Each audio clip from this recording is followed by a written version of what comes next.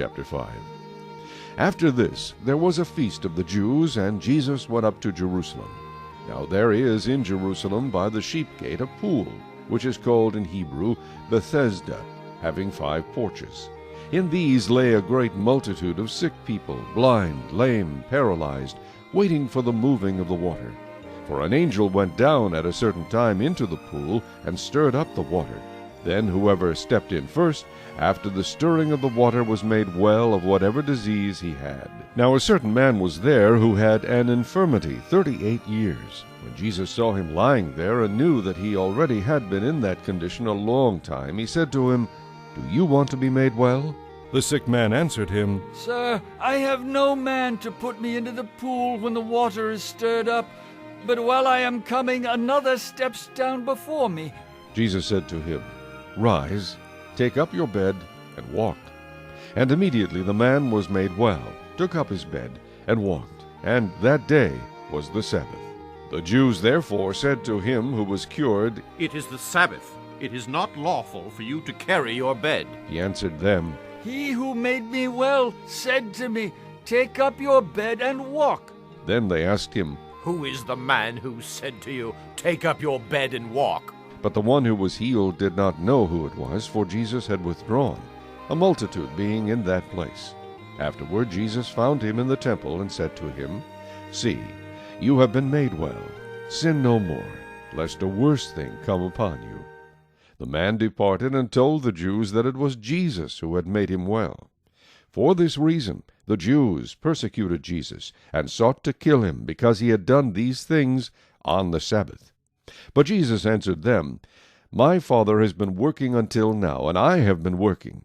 Therefore the Jews sought all the more to kill him, because he not only broke the Sabbath, but also said that God was his Father, making himself equal with God.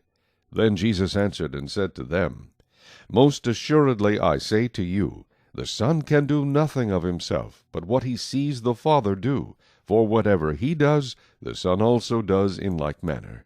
For the Father loves the Son, and shows him all things that he himself does. And he will show him greater works than these, that you may marvel. For as the Father raises the dead and gives life to them, even so the Son gives life to whom he will. For the Father judges no one, but has committed all judgment to the Son, that all should honor the Son just as they honor the Father. He who does not honor the Son does not honor the Father who sent him. Most assuredly I say to you, he who hears my word and believes in him who sent me has everlasting life, and shall not come into judgment, but is passed from death into life. Most assuredly I say to you, the hour is coming, and now is, when the dead will hear the voice of the Son of God, and those who hear will live. For as the Father has life in himself, so he has granted the Son to have life in himself, and has given him authority to execute judgment also, because he is the Son of Man.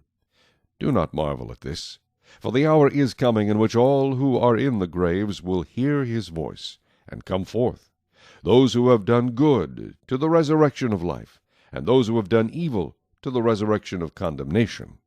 I can of myself do nothing. As I hear, I judge, and my judgment is righteous, because I do not seek my own will, but the will of the Father who sent me. If I bear witness of myself, my witness is not true. There is another who bears witness of me, and I know that the witness which he witnesses of me is true. You have sent to John, and he has borne witness to the truth. Yet I do not receive testimony from man, but I say these things that you may be saved. He was the burning and shining lamp, and you were willing for a time to rejoice in his light. But I have a greater witness than John's, for the works which the Father has given me to finish, the very works that I do, bear witness of me, that the Father has sent me. And the Father himself who sent me has testified of me.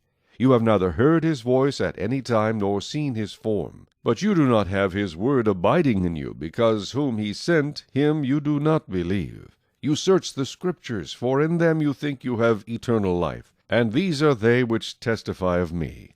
But you are not willing to come to me, that you may have life.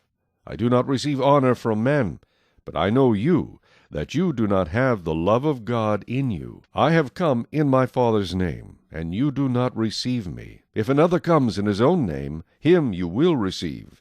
How can you believe, who receive honor from one another, and do not seek the honor that comes from the only God? Do not think that I shall accuse you to the Father. There is one who accuses you, Moses, in whom you trust. For if you believed Moses, you would believe me, for he wrote about me. But if you do not believe his writings, how will you believe my words? Chapter 6.